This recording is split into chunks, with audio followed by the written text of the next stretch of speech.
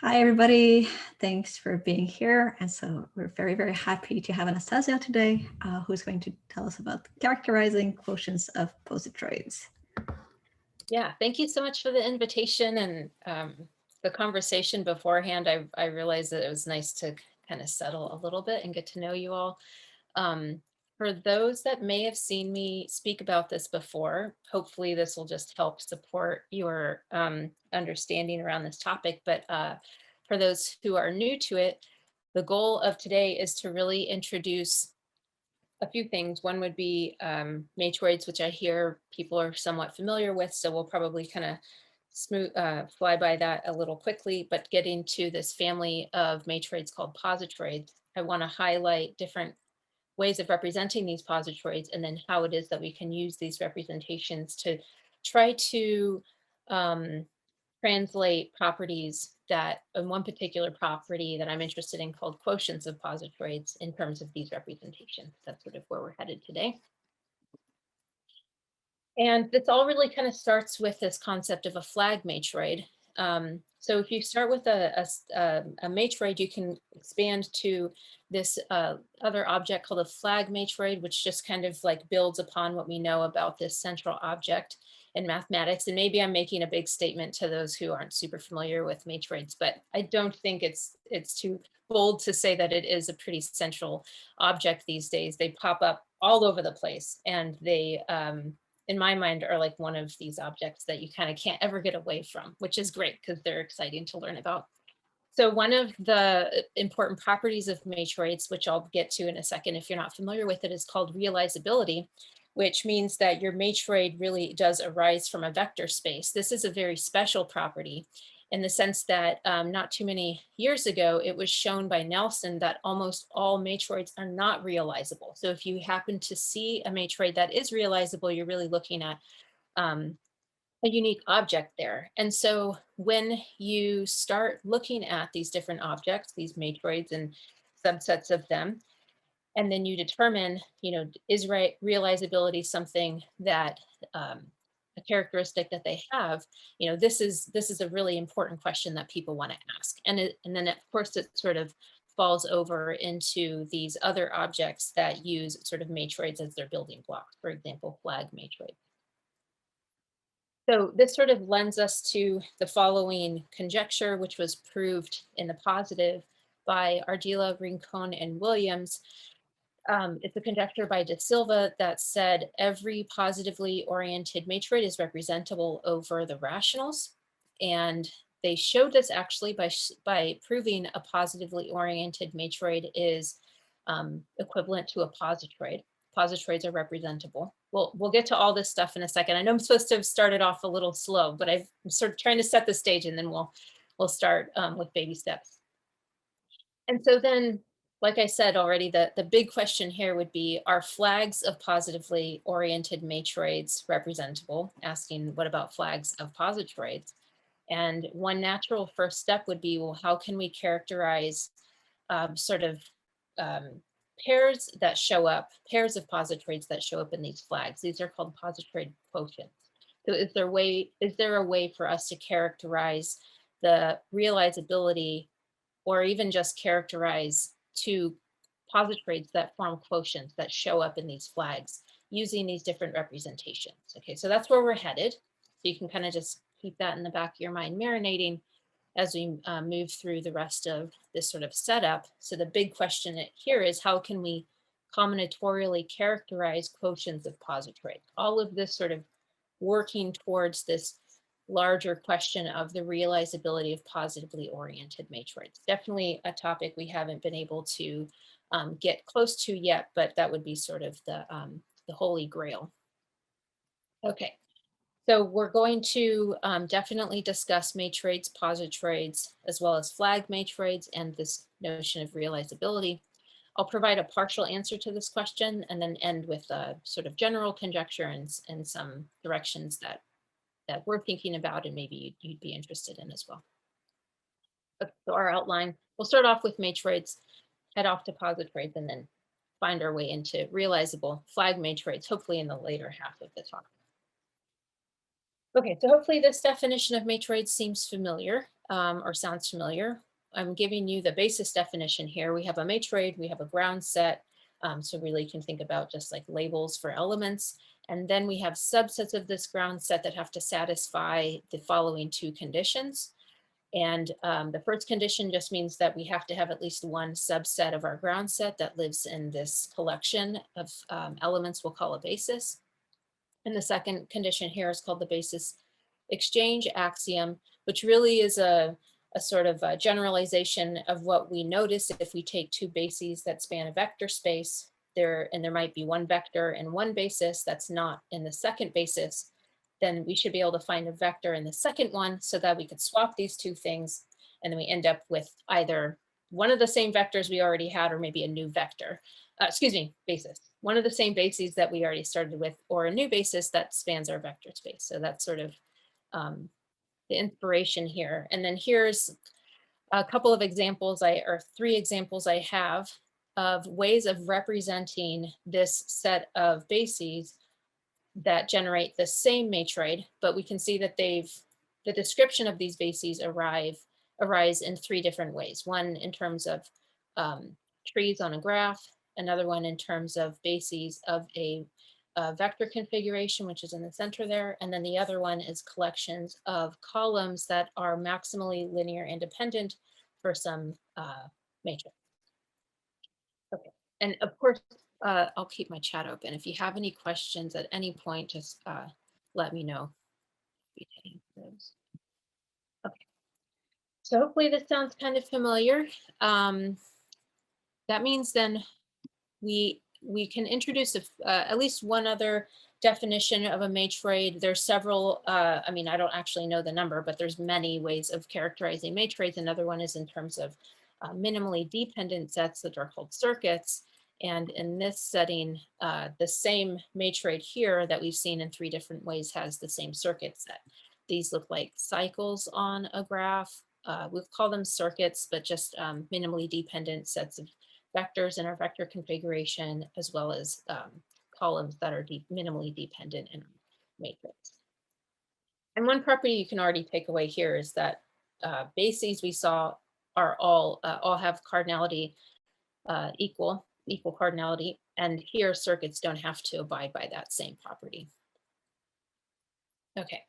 So we've already seen in this previous example that matroids will appear naturally in linear algebra. You can, take your vector configuration, or you can think about that in terms of a full rank K by N matrix, and that'll naturally generate this set of bases. And these are exactly the types of matroids that we call representable or linear. I'll probably interchange these terms, so I apologize for that. But essentially, it's just if I call something representable or linear, I'm talking about a matroid that behind the scene we know arises from this matrix or this vector configuration. And I'm generally going to be thinking about over the reals, but you can certainly apply this to any field of your choice.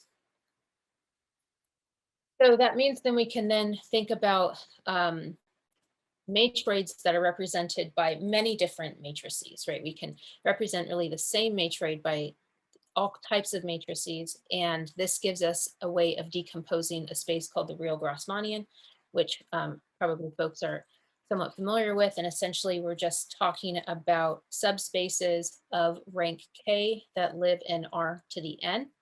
And we can define these in terms of these full rank matrices, these K by N matrices. So this immediately kind of gives you already that notion that, oh, there must be a matroid here that we can identify this space with.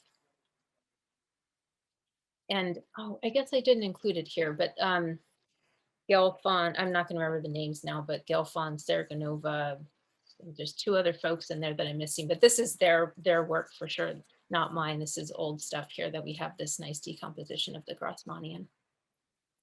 Okay, but so then we can take this space and these matrices and ask, well, what if we were strict to these matrices that have maximal minors that are non-negative? So we have matrices where we want to take maximal submatrices, check their determinants. Those determinants are either 0 or positive, and then only consider the matroids that arise from those matrices.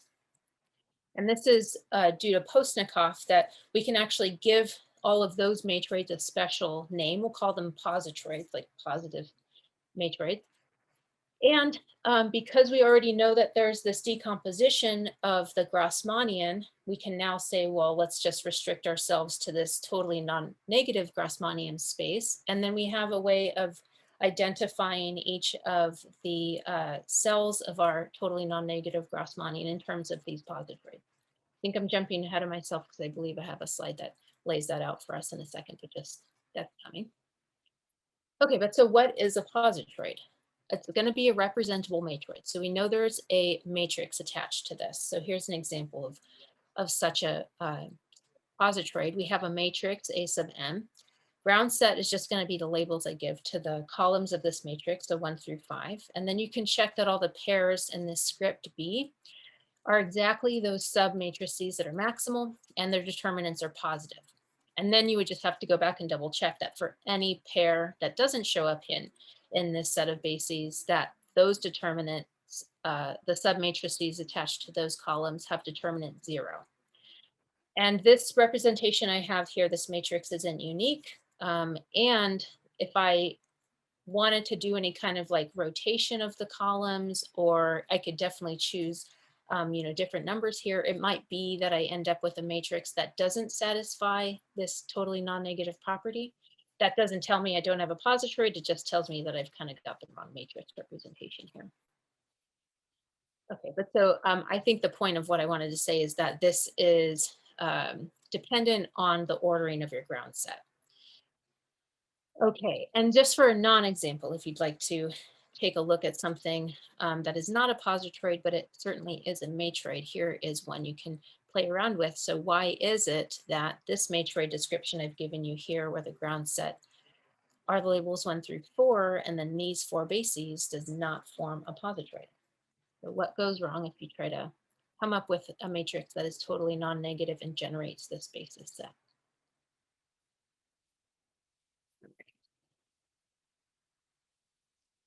Okay, so then here's what I was alluding to before, that we can consider this totally non-negative Grassmannian space sort of decomposed in terms of these positroids. We call these this decomposition, these subspaces, the positroid cell. And then each one of these positroid cell can be indexed by, yes, a positroid, but also 4 other objects that, due to Postnikov, represent positroids as well. So they're called Grassmann necklaces, decorated permutations, lay diagrams, and playbit graphs. And we'll only spend some time talking about those first 2, the Grassmann necklace and the decorated permutation. And the other 2 are definitely really interesting objects, and I would highly recommend that you take a look at those if you're interested in these types of representations. Or playbit graphs are sort of a like directed graph, and then lay diagrams are sort of an interesting tableau shape. So there's a lot of stuff in there that would be fun to take a look at. Oh, here are the names I couldn't remember. Yes. Oh, sorry, a question about the previous non-example. So one can see it's not by like kind of trial and error, or like or there's a criterion that we're. Oh yeah. So the biggest important thing to check here is that if you were to try to find a matrix that is totally non-negative, you're gonna, well, I guess I don't want to give it away, but try to see if you can come up with a matrix. It's gonna be 2 by 4 because it's all the bases are size 2, so we know it has rank 2. And then the ground set is length 4, so we have 4 columns. These pairs tell you which submatrices have to have positive determinant, and then all the other pairs should have 0. So is that total positive? Can you find such a matrix that will satisfy that total positivity? And the answer is no, but yeah. Right, if you write it out, you don't even have to pick numbers, right? You just input some variables for your entries, and you'll see that you run into some trouble there. Yeah. Thanks for asking. Yeah, okay, so I should, for due diligence, say Gelfand, Goreski, McPherson, and Serganova were the originators of the stratification of the Grassmannian by matroids. And so they're sort of the ones that have initialize this exploration into the different decompositions of these spaces. All right. So we have these different representations for positroids. So I wanted to spend a little bit of time just kind of going through basically the algorithm of how you can generate these things. And I want to do this so that we kind of get settled into why I choose these representations, and that when you see them in the future, you kind of already have like, oh yeah, they're connected back to positroids, and encode this information in a useful way, as opposed to just flashing it and then you have to believe me that it works. Okay, so before we begin, we have to set an ordering on our ground set. So we'll call this an I-Gale order. And essentially this means I pick an ordering for my ground set, and that will become my alphabet. That'll be the thing I go back and I say, okay, I see 2 is less than 3, maybe 3 is less than 4, but then maybe 4 is less than 1. And so now I have to use that when I start to compare sets to see if one's like greater than or less than another set according to this alphabet. And if we start with our matroid that we've already seen, our positroid here, we know that we've got this set of bases and this ground set 1 through 5. And if we want to generate the Grassmann necklace, then what we're really looking for are a basis that is I-Gale least for every alphabet where I is the smallest element in that alphabet. So that looks like, I think the next slide, I hope I put the example. Yeah. So that looks like then the 1-Gale order would be 1 is the smallest, and then we just go in a natural order after that. So less than 2, less than 3, up to less than 5. If I'm considering 2-Gale order, then 2 is the smallest, less than 3, less than 4, less than 5, but now 5 is less than 1. So you can really think about this as like cyclically ordering our alphabet until we generate all these different orders. And then for each one of these orders, I'm going to ask which of these bases is the smallest according to that order. So if I take the normal alphabet, 1 less than 2 up to 5, and I just say kind of like lexicographical ordering here, which of these bases is the smallest, then I can see that 1, 3 would be the smallest among all of the pairs I see here. So I'm going to put that in the first position. And then I cyclically rotate the alphabet. So now 1 gets moved to the front here, and that makes 2 the smallest. And then I ask again, which of the pairs of my bases are least according to this alphabet. And I end up picking up 3, 4, since I don't have any basis that has 2 in it. So 3 would be the next choice in our first position, and then 4 would be the next one here. Is there a question? Okay, just I thought I heard it click. And then we put that in the second position, cyclically shift again the alphabet, and I end up with the same basis as the smallest according to the 3rd-Gale order, but repeats are okay. And then you can see that we pick up these last 2 bases. So you end up with this list that's the same length as the ground set. It has definitely some properties that I'm kind of glossing over, and its definition really. But one of the pieces is that as you move along this necklace, you are noticing that there is an element in one entry of the necklace that gets swapped out with one element in the next entry. And that element has to, the element that you are removing should match the position that you are in. So that means here I see I have a 1, 3. So I take 1 out and I replace that with something else to move into here to generate this 3, 4. And now there is no 2 here, which is perfectly fine. But that just means without 2, I can't take 2 out and put something in. So I just keep that entry for the 3rd position. And now I see a 3 here, so I would swap 3 out and replace that with something else, which is the 5. And then I, continue this on. So that's sort of one piece of the definition of the Grassmann necklace.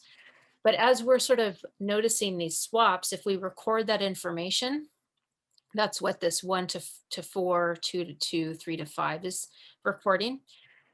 Then if I just look at this recording in reverse, what I've now generated is a permutation.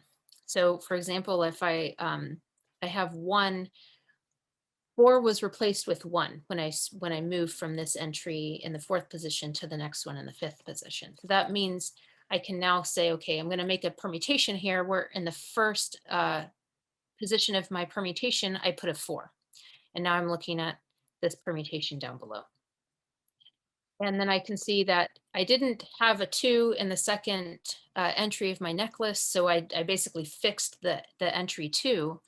And I'm going to put a 2 in the second position of my permutation. But since there was no 2 in my basis, I'm going to decorate that with a bar below. So I actually want to make sure that I indicate this special property about those fixed points, because it is precisely where these fixed points tell us something about either the circuits or the co-circuits of our matroid. So that's exactly what these decorations are encoding for us.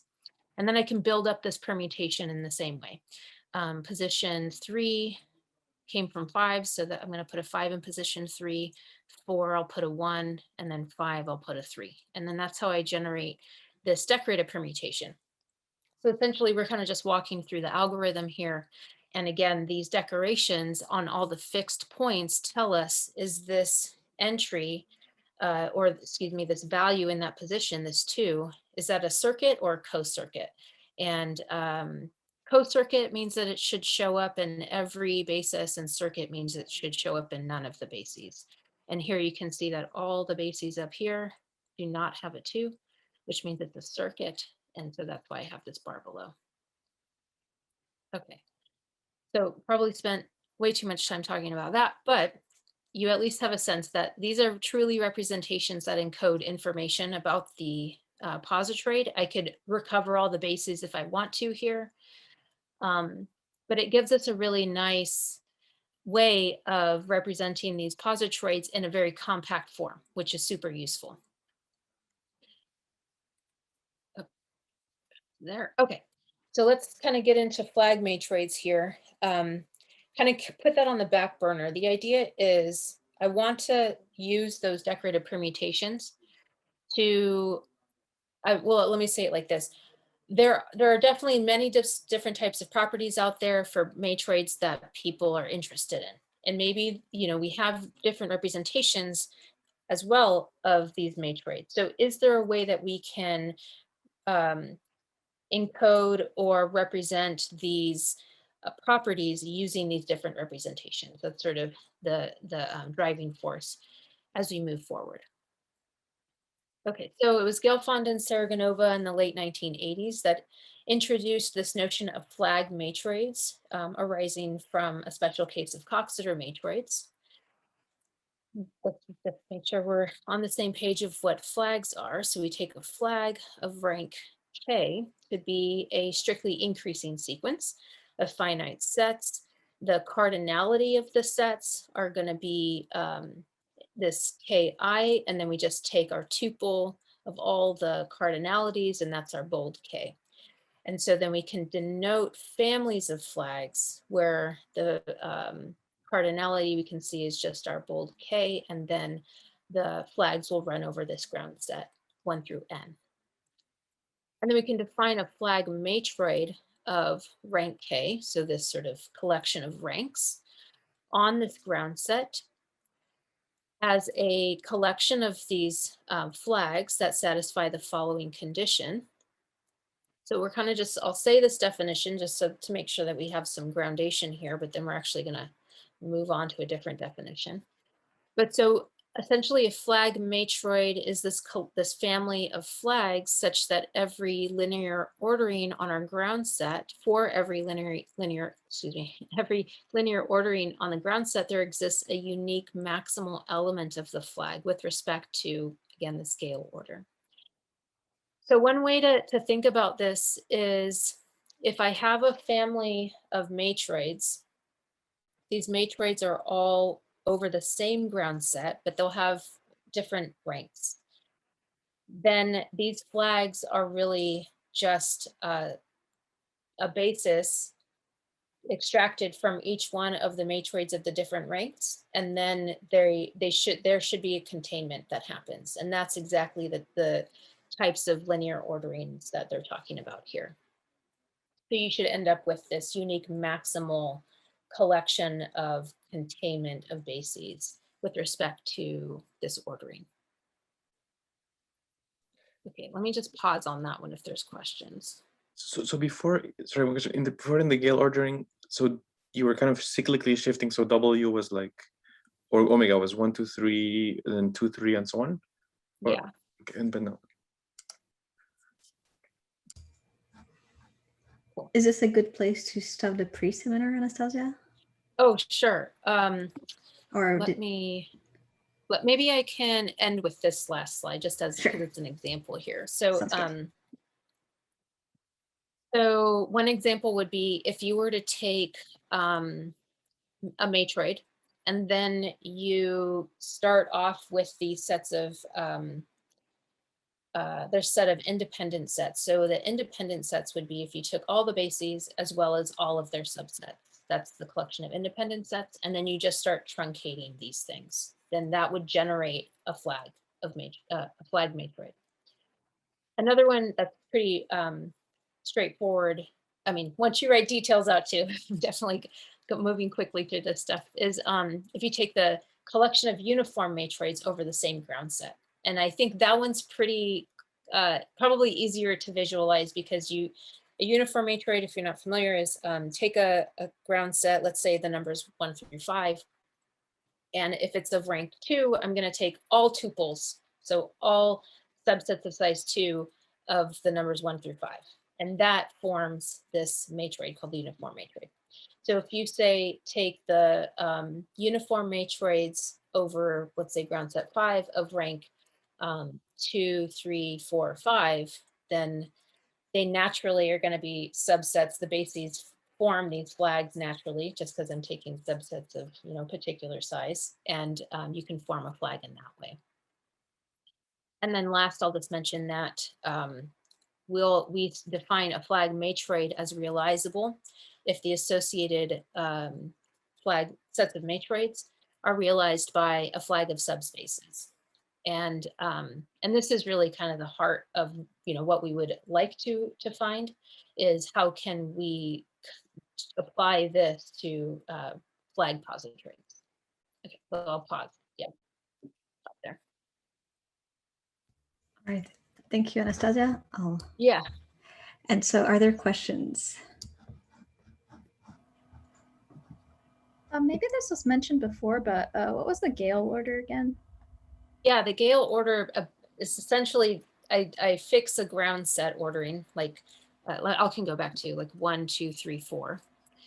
And then I'm just going to, well, how do I say this? Is probably it kind the of most- like a loop or a cycle? And the ith Yeah, order I mean, starts at the ith integer in the regular ordering? Okay. Exactly. Yeah, exactly. Yeah. So this right here kind of gives you the different orders for your choice of I. But the one way to think about it, I'm sorry, I won't use annotate because that's going to use up time. But so it would be like if I start with the ordering like 1, 2, 3, 4, 5, and then scratch off 1, move it in front of 5, and now I start 2, 3, 4, 5. Scratch off 2, move it in front of 1 now, and then keep doing that. And you really are kind of like cyclically shifting things to the left and shifting the thing that falls off to the front of the line. And so it's an ordering on your bases? Yes, Or, exactly. Okay, yes. That makes more sense. Cool. So on that slide, can you go from a decorated permutation to a Grassmann necklace? Yes, and the way you would do that, let me think. So the decorated permutation, one of the things that you can grab from this is the rank of your matroid. You look at weak exceedances. So that means the value in the position is greater than or equal to its position. So for example, 4 is in 1, so that's an exceedance. but it's weak because I also have fixed points. So like 2 is greater than or equal to 2, right? But I'm only going to care about that one if it has a bar above it, which translates to it is a cocircuit in the matrix. So it's an important element. That's something that's in a basis, so it should count towards the rank of the matrix. So I'd want to keep that as well. And then let's say 3 is less than 5. So that's an exceedance. And then we've got 4 is greater than 1, doesn't work. 5 is greater than 3, doesn't work as well. So that tells me then that the positroid associated to this decorated permutation has rank 3. And that doesn't work. Well, oh, right. Sorry, because I messed up my counting. This is a circuit. I don't want to count that. So it's actually rank 2. Thank goodness. That was awful.